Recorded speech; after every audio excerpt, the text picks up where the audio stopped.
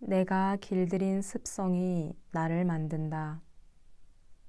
우리가 영생을 통해 거래하는데 내 영혼은 이 세상에 하나밖에 없는 계령입니다. 부처님만 유아 독존이 아니라 각자가 다 유아 독존입니다. 또한 공장에서 만든 제품은 똑같은 것이 많아도 우리 영혼은 다 달라서 유아 독존이며 그 영혼은 불생불멸하여 없어지지 않으니 무량수입니다. 무량수를 누리는 가운데 조물주인 내가 마음작용을 어떻게 했느냐에 따라 그것이 업보가 되어 오고 가는 것입니다. 그러므로 우리는 어떻게 과거생을 살았고 또 앞으로 어떤 생이 다가올지 늘 생각하면서 살아갈 필요가 있습니다. 우리의 영혼은 하나밖에 없는 독생자입니다. 그 영혼이 없어지지 않고 인연을 따라 이리저리 왕래합니다. 전생에 알고도 짓고 모르고도 지은 업이 있어서 우리가 한 마음을 내면 선을 쌓을 수 있고 또 악을 지을 수도 있습니다. 그래서 대종사님께서 너는 너의 조물주고 나는 나의 조물주라는 것을 우리에게 가르쳐 주신 것입니다.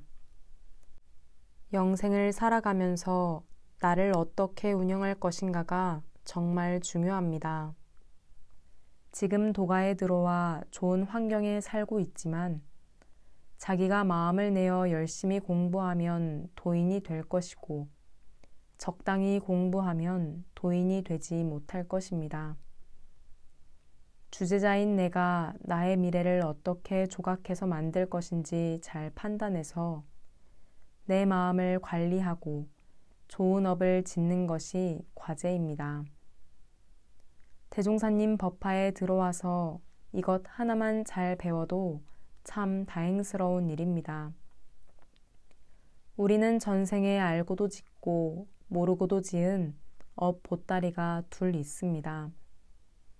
내가 전생에 어떤 업을 지었는지 알기 위해서는 먼저 내가 그동안 어떤 습성, 다시 말해서 선습을 길들여 왔는지 악습을 길들여 왔는지 잘 살펴보아야 합니다. 대종사님께서는 고라그 법문에서 아무 예산 없이 심신작용을 하면 그것이 습관이 되어서 나를 만든다고 하셨습니다. 습성이 나를 만들고 미래의 내 얼굴을 만듭니다. 저와 여러분은 금생에 말을 많이 했으니 다음 생에도 말을 많이 하게 될 것입니다.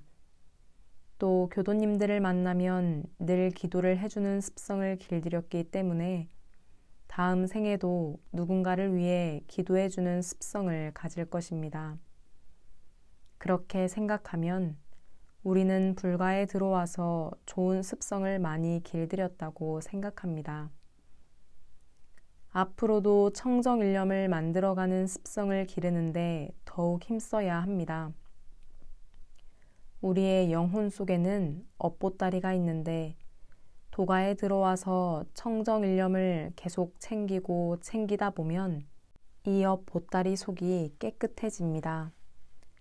연부를 많이 하다 보면 청정일념의 습관이 평상심이 되어서 그 청정일념으로 거래를 하게 됩니다. 그래서 청정일념을 챙기는 것이 중요합니다. 그 다음에 불공하는 습성도 더 길들여야 합니다. 상대방을 잘 할 수 있도록 도와주는 것이 정말 중요합니다. 또 받는 것보다 주는 것이 좋은데 교화자들은 잘못하면 받는 재미로 살 수가 있습니다. 조실에 있다 보면 선물이 많이 들어오는데 내가 이렇게 받기만 해서 빚쟁이 되는 것이 아닌가 하는 생각이 들 때가 있습니다. 불공 잘하고 남을 많이 도와주는 습관을 들이면 다음 생에는 겸손하게 태어날 것입니다. 또 상대방이 모자라는 것이 있으면 대신해 주려고 할 것입니다. 살면서 지금 나는 어떤 습성을 길들여 가고 있는지 잘 살펴보아야 합니다. 작은 것이라도 좋은 습관을 길들여 가는 것이 중요합니다. 남을 불안하게 만들거나 슬퍼하게 만들면 그것이 언젠가 꼭 나에게 되돌아옵니다. 그러므로 나의 행동이 다른 사람에게 어떤 영향을 미치고 있는지를 잘 생각하면서 살아가야 합니다.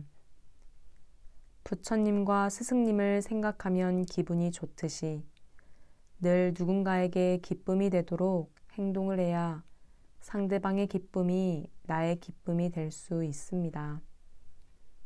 그리고 나에게 좋지 못한 마음이 나올 때 전생에 남에게 슬픔 주었던 일을 우연히 마주치게 될 때 공부심으로 기도 올리고 선을 해서 청정일념이 되면 전생의 우울한 업보가 잘 넘어갈 수 있습니다.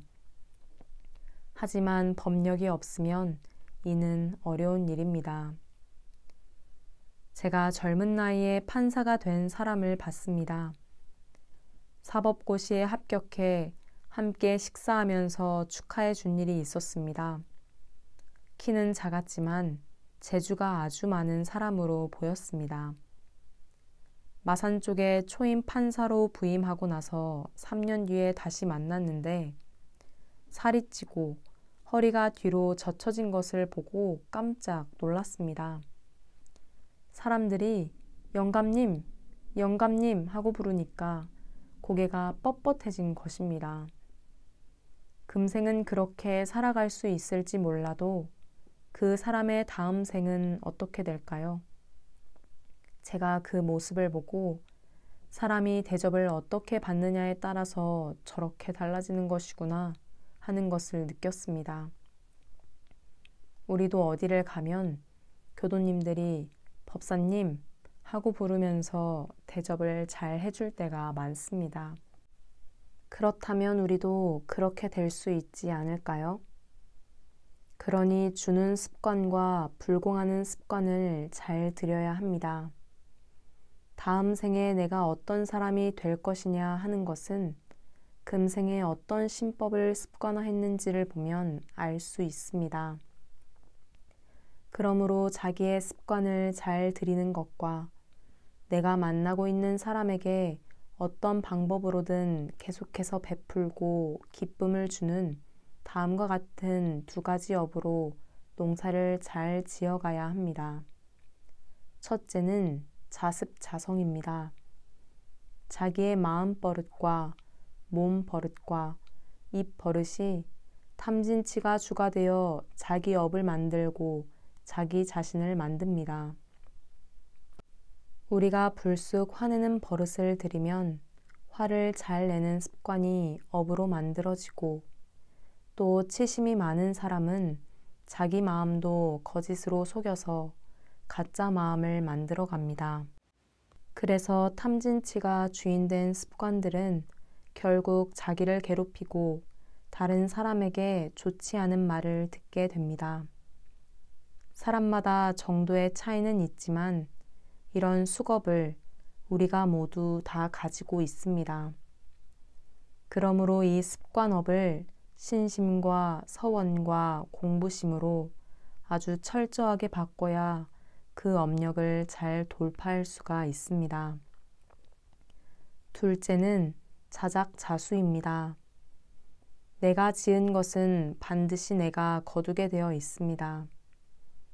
다른 사람을 상대로 지은 업은 비록 내가 씨를 뿌렸지만 권리는 상대방에게 있습니다. 이런 정업은 부처님도 어떻게 할 길이 없습니다. 우리가 업을 지을 때 다른 사람에게도 짓고 동물에게도 짓고 산천 초목에도 짓습니다. 그렇게 지은 것은 자작자수라 선악간의 대상을 따라 여러 가지로 다시 돌려받게 됩니다. 그 대상이 저 사람을 해롭게 해야겠다 하고 의식하지 않지만 내 머리에 혹은 내 피부에 들어와서 나를 아프게 하고 또 신경을 이상하게 만들기도 합니다. 이처럼 어쩔 수 없이 받아야 하는 업보를 자작자수라고 합니다. 정업은 난면이라고 합니다. 부처님도 줄여받거나 받았다는 흔적이 없이 받을 따름이지 피해갈 수는 없습니다. 그것은 진리적이라 부처님도 당연히 받아야 하는 무서운 업입니다. 수도문중에 와서 자기 버릇을 죽기로써 극복하고 또 극복하기를 3년, 6년 이렇게 지속하면 자기 탐진치가 조복이 되고 자기가 만든 습성을 자유로 할 수가 있습니다. 내가 아픈데 약으로 치료 불가능하고 또 이 병원 저 병원에 가도 해결이 안 되면 그것은 어쩔 수 없는 정업이니 대산종사님 말씀처럼 감수불보해야 합니다. 참회심으로 기도를 하고 받아도 받았다는 마음이 없이 달게 받으면 하늘도 원망하지 않고 사람도 원망하지 않게 되어 때가 되면 반드시 극복할 수 있습니다. 우리가 대각을 하지 않으면 죄 안 짓고 살기가 어렵습니다. 착하게 살았어도 그 착한 것에 얽매이면 그 착한 것 때문에 죄를 짓게 됩니다. 우리가 도를 깨달아서 인과에 능통해야 죄를 안 짓고 살 수 있습니다. 그러므로 우리는 열심히 수행 정진하고 스승님 법을 잘 신복해서 도업을 성취하고 자기 업도 초월하고 또 다른 사람에게 끊임없는 불공을 올려서 죄를 짓지 않는 삶을 살아야 하겠습니다. 들으신 법문 마음에 새기며 잠시 묵상합니다.